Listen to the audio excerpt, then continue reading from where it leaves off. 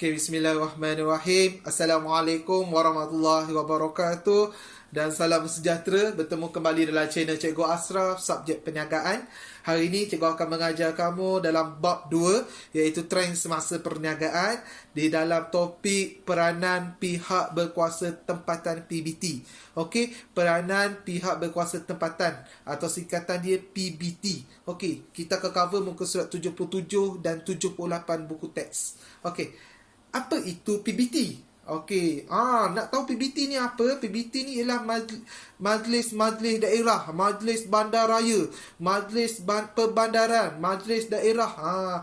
Kalau contoh dekat Johor tempat cikgu duduk ni, MPIP, MBIP, Majlis Perbandaran Iskandar Puteri, MBIP, ataupun kalau nama lain majlis daerah lah, majlis daerah apa yang awak nampak buat tu. Okey, so peranan PBT ni apa? PBT ialah, bukan sebelum peranan, apakah tujuan PBT? PBT dimaksudkan sebagai pelaksana dasar, okey, pelaksana dasar bagi peringkat akar umbi yang dekat bawah sekali. Tadi kerajaan pusat, lepas kerajaan pusat, kerajaan negeri, lepas kerajaan negeri masuk kepada daerah pula. Daerah yang uruskan daerah-daerah ni nama dia PBT. Okey, so dia daripada akar umbi orang bawah sekali. So dekat akar umbi ni, tanggungjawab PBT ialah bertanggungjawab mengurus dan mentadbir. Bertanggungjawab mengurus dan mentadbir sesuatu kawasan yang terlibat. Kalau kawasan tu Iskandar Puteri lah berasaskan kepentingan tempatan. So PBT tugas dia apa? Nak urus dan nak tadbir kawasan daerah tersebut. Mengurus dan mentadbir kawasan daerah Iskandar Puteri. Contoh, itu peranan PBT. Tanggungjawab PBT. So lepas cikgu dah masuk tanggungjawab PBT, cikgu nak masuk kepada peranan PBT. Dalam peranan PBT untuk perniagaan adalah untuk mengatasi isu-isu tempatan. Apa isu-isu tempatan yang ada ni? Dekat sini cikgu nak cerita ni. Isu-isu tempatan yang dia ada ni. Ada 4 isu tempatan yang kerajaan PBT cuba atasi. Cuba memberi bantuan, melaksanakan tanggungjawabnya. 4 peranan tersebut. Peranan pertama, PBT menyediakan infrastruktur, menyediakan kemudahan infrastruktur. Contoh dia, pastikan jalan tu cantik, pastikan ada lampu-lampu jalan. Apa lagi infrastruktur ada? Pastikan ada kawasan tempat stesen teksi, stesen kereta api, stesen bas, untuk kemudahan infrastruktur. Peranan yang kedua ialah mewujudkan pusat-pusat perniagaan ataupun perdagangan. Mewujudkan pusat-pusat perniagaan. Contoh dia apa? Wujudnya pasar basah. Pasar pagi orang pergi nak beli ikan, beli sayur tu. Wujud pasar. Ia wujud juga pasar tani. Wujud punya pasar malam. Lagi ia wujudkan apa lagi? Ia wujudkan shopping komplek dekat tempat tersebut. Tempat-tempat perniagaan. Buka shop block kedai. Yang kalau nampak ada kedai deretan kedai. Tu PBT lah yang akan buat. Okey, yang ketiga, apa yang ketiga? Yang ketiga, mengawal kesihatan awam dan keselamatan.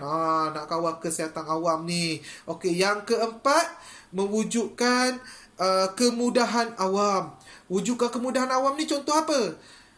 Tandas awam, wujudnya tempat-tempat ibadat, masjid, tokong, kuil. Okey, lagi wujudkan apa lagi? Mewujudkan balai polis, balai bomba, kemudahan awam. Wujudkan klinik, dekat situ klinik, bukan klinik swasta, klinik kerajaan. Okey, mewujudkan klinik kerajaan di kawasan tersebut. So itu ada 4 peranan dia. Yang pertama apa anak pelajar?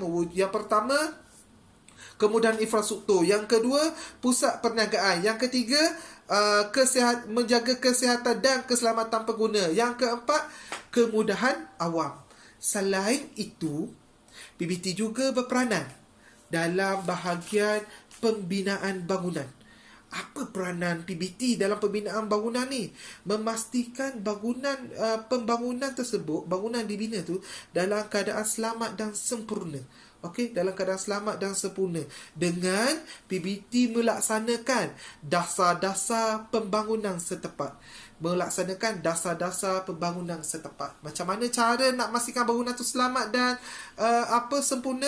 Dengan melaksanakan dasar-dasar pembangunan setempat. Okey. Itu. Selain itu, peranan PBT juga boleh dilihat dalam menggubal undang-undang kecil perniagaan. Apa peranan kerajaan negeri, peranan kerajaan tempatan ni dalam gubal undang-undang ni, nak gubal undang-undang kecil perniagaan ni? Yang pertama ialah mengawal periklanan. Yang kedua, mengawal premis perniagaan. Yang ketiga, mengatur sebarang jualan awam. Okey, yang pertama, apa cikgu sebut tadi, pengawalan iklan. Kalau kamu tengok dekat lampu-lampu traffic light ke, ataupun tempat tiang-tiang lampu ke, ada orang pasang banner, betul tak? Yang pasang banner tu, cuba tengok, dia orang dapat cop tak daripada PBT? PBT ni, kalau dapat cop daripada PBT, maksudnya PBT luluskan iklan dia orang. Kalau tak dapat cop, dia letak saya haram lah tu. Bila letak haram, kenapa PBT nak cop, nak luluskan? PBT nak tengok kandungan iklan tu bagus ke tidak bagus. Ada unsur-unsur yang tak elok ke dekat situ. So dia ada mengawal periklanan ni. Yang kedua, mengawal premis perniagaan. Tak boleh berniaga dekat tepi-tepi jalan tu. Salah, orang majlis datang angkut semua.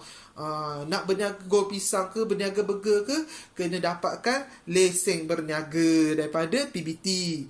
Lesen berniaga ni. Okey, yang ketiga, mengatur sebarang jualan awam. Jualan awam ni contoh apa? Bazar-bazar Ramadan. Boleh ke tiba-tiba nak mas kita angkut baja kita pergi jual? Tak boleh.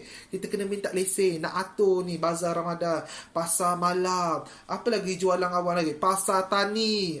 Itu contoh-contohnya. So itu sahaja daripada cikgu untuk PBT. Rumusan pembelajaran kamu pada hari ini ialah PBT ni merujuk kepada daerah-daerah. Majlis Daerah Iskandar Puteri, Majlis Daerah Segamak contohnya. Itu wujud daerah-daerah.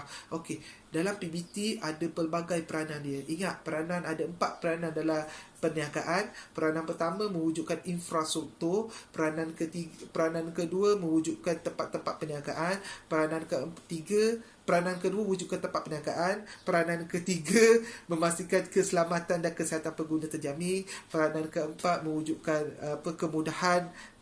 kemudahan awam. Okey, selain itu peranan PBT juga dalam sektor pembangunan, nak pastikan pembangunan tersebut terancang, selamat dan sempurna.